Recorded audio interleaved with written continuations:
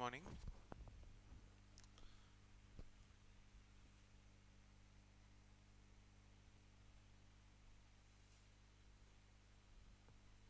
We'll only be dealing with a small economic concept today.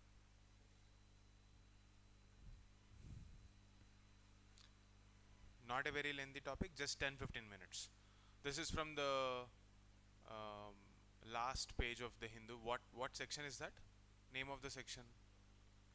FAQ, yeah.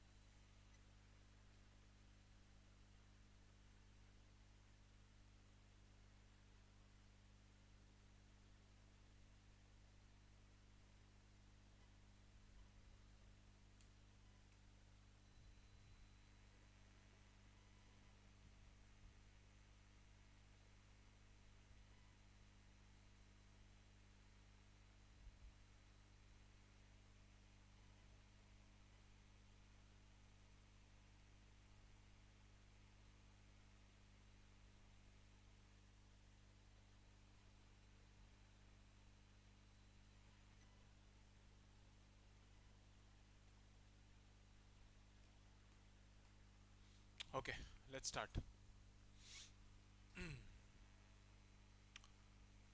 See, the issue that we are discussing today is RBI's transfer of surplus.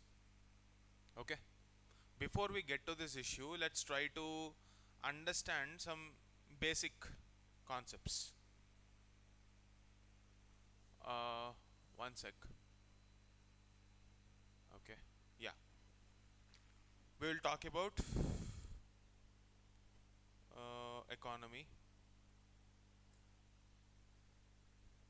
Okay.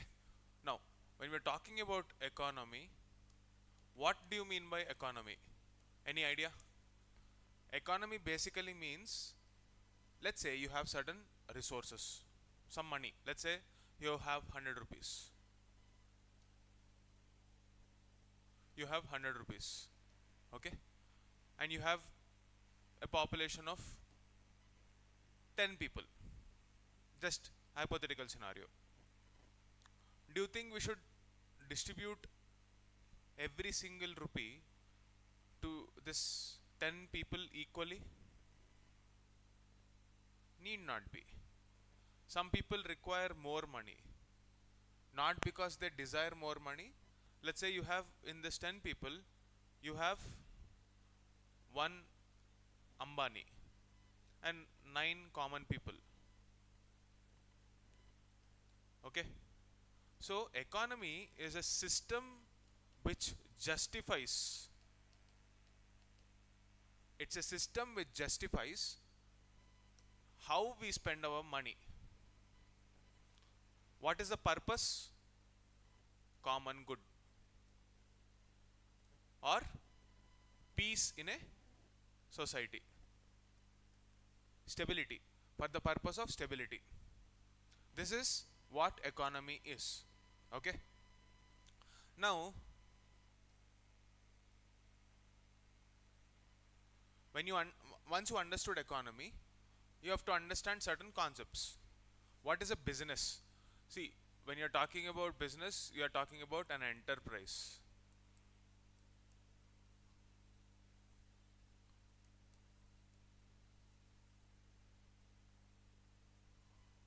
What is an enterprise?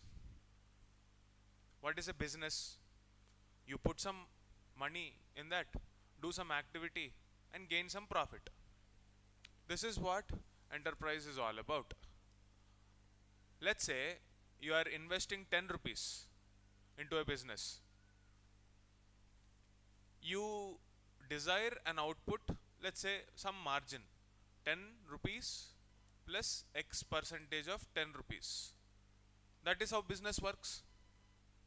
If this is not happening, will you like to do that business? No.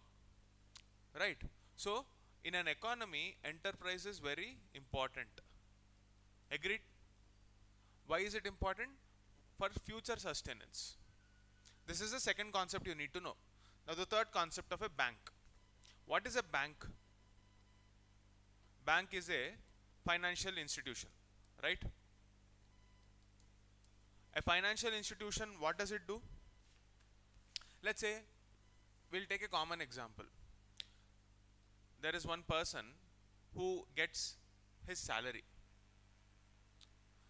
He wants to save that money somewhere. He'll go and put it in a bank. Okay?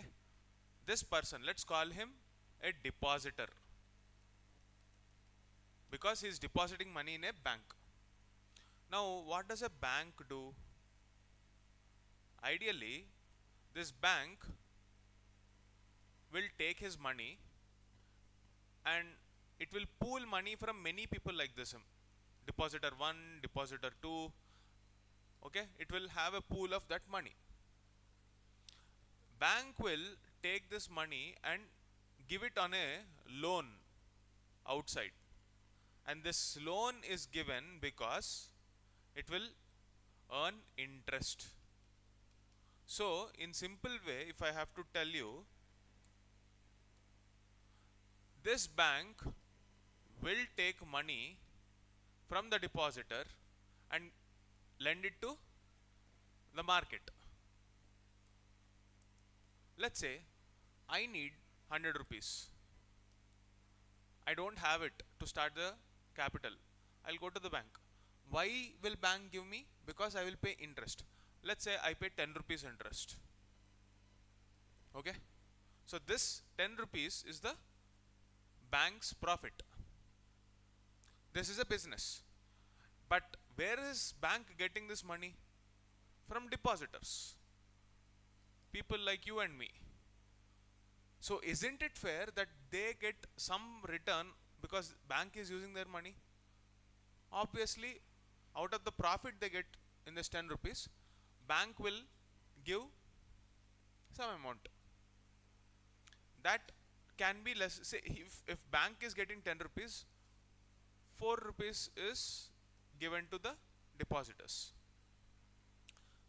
This is how you will get income in a banking institution. Is this the only role of a bank? No. There is another role. Let's try to link it to the economy part.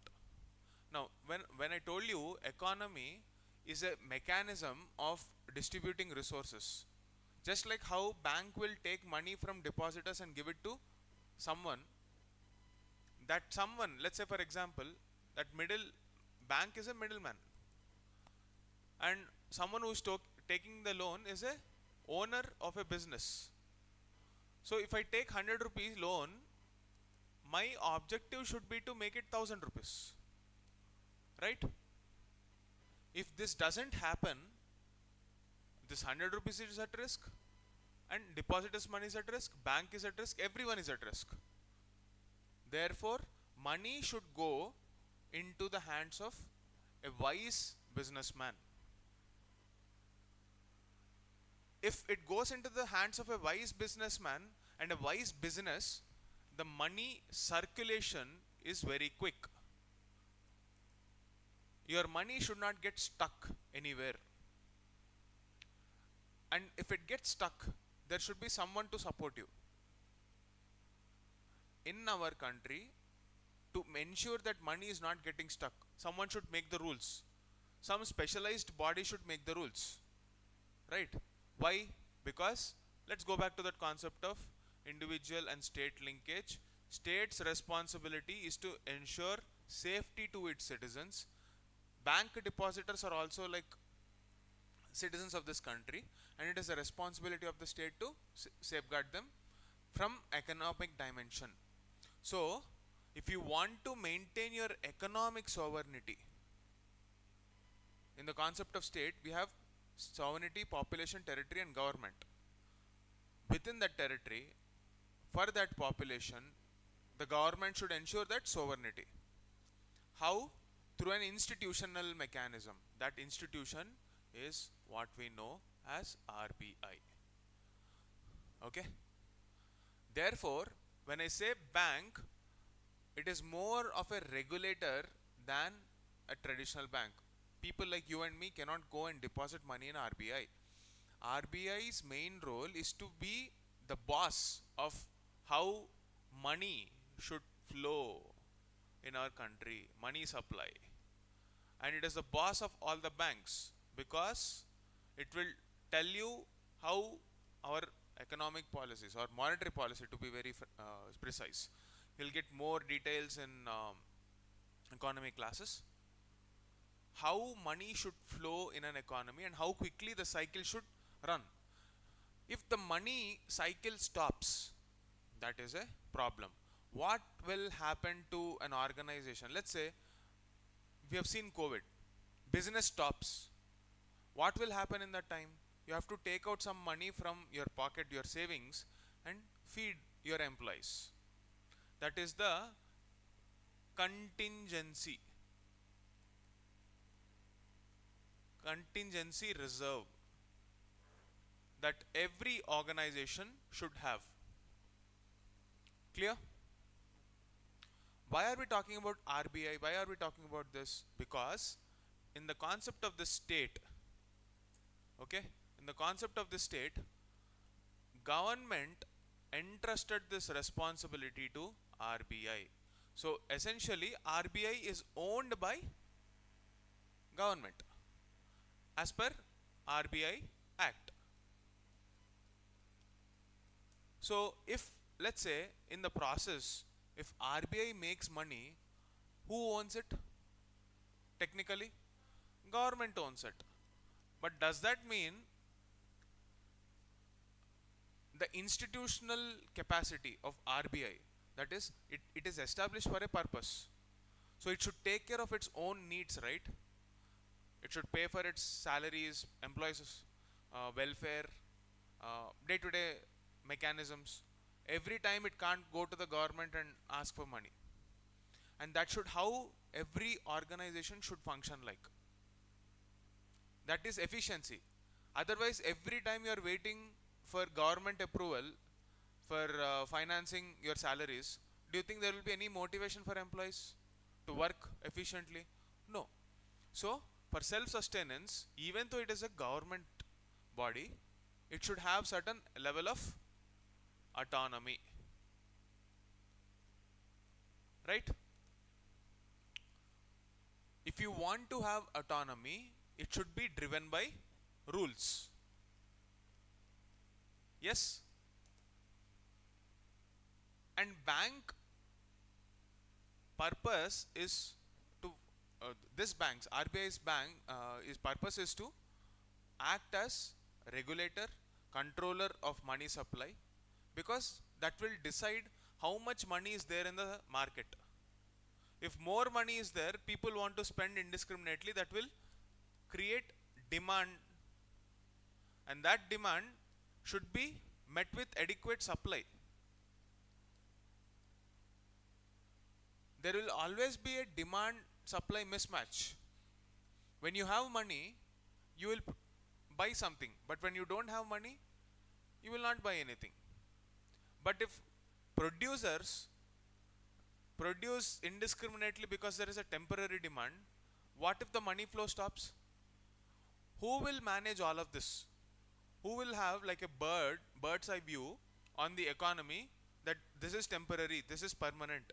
Who will have a better understanding? RBI. Okay. So when RBI is doing such an important role, carrying out an important role, if something goes wrong for a small bank, it is also called the lender of last resort. What do I mean by this? See, let's say a bank made some very stupid decisions. It gave money as loans to bad businesses. All that money got stuck. Now depositors are asking, where is my money? This is my lifetime saving. You are not giving my money. The bank is in a fix, they don't have it. They should take from someone. RBI is that lender of last resort. And banks are not the only clients for RBI. State governments, okay, central government, big financial institutions, all of them are RBI's clients. When RBI is dealing with such important clientele, they will make some money, right? How much of that money should be retained with RBI? How much of that money should go back to the government? Now this is the debate all about, because this should be rule based. Previously it was not. We will see the entire framework now in that light, okay?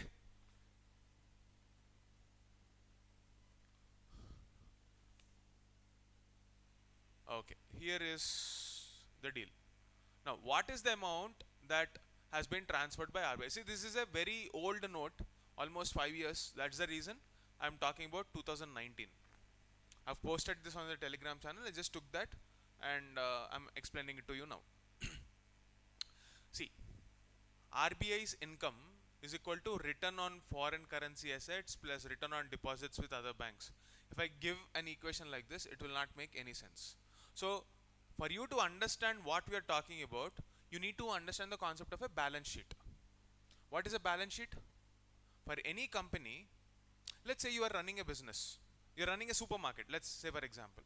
In that supermarket, you know there are vegetables, there are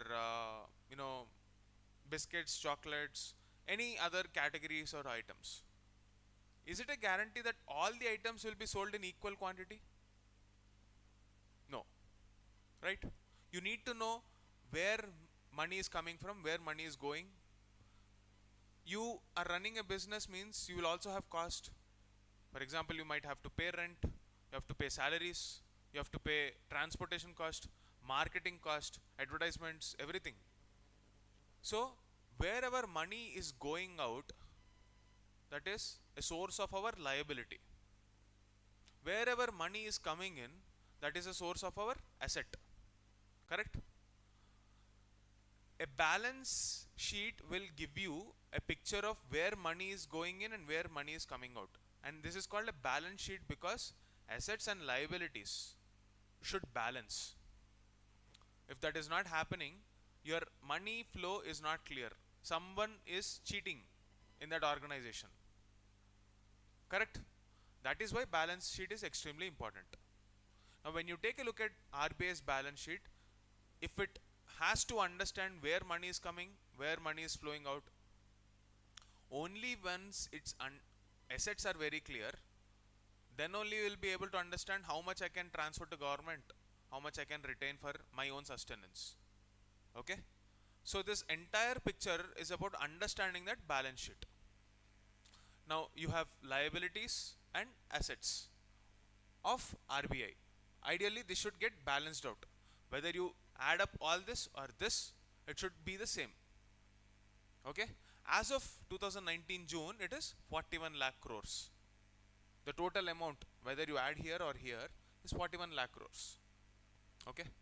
Latest figures, you can have a look at this. I'm not explaining the latest figures. I'm explaining the mechanism behind it. Okay? Now, when you have liabilities and assets, let's look at the liabilities one by one. Notes in circulation. Why is this a liability for the Reserve Bank? Can you tell me? Liability means you owe something. If you take a look at your note, there will be a a sentence where I promise the bearer of this note. There will be sign of the governor of Reserve Bank. Meaning, if anyone presents this note, I am supposed to owe it. So it is something that RBI owes. It's like a promise. So it's a liability. Deposits of other banks. See, sometimes banks will come and deposit their extra money both as a precautionary measure. You will understand there is a concept called SLR. and many other concepts called liquidity adjustment facility. We'll not get into the specifics there. Just right now understand that other banks will deposit money with RBI. That is also a liability. Is it yielding any money? No, you are supposed to give it back. So it's a liability. There are other liabilities. For example, revaluation account and contingency account plus asset development fund. Okay, this is important for preliminary level.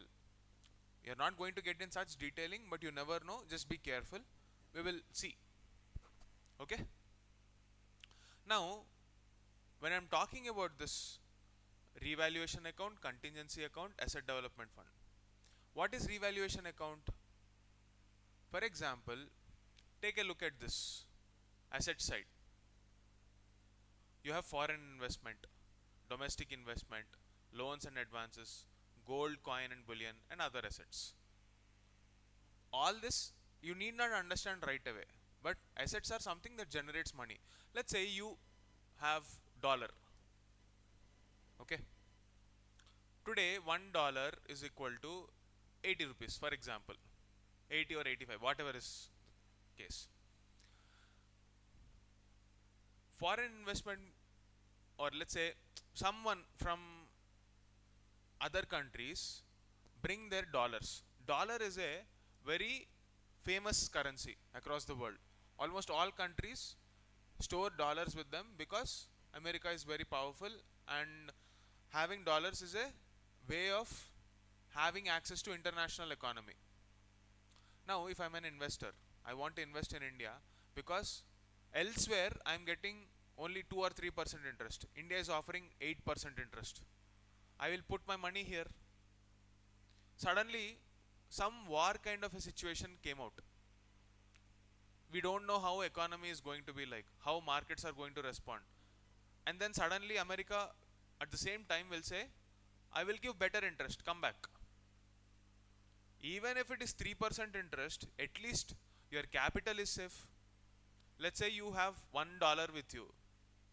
That $1, you don't know when you will get it back. Will you be happy investing there?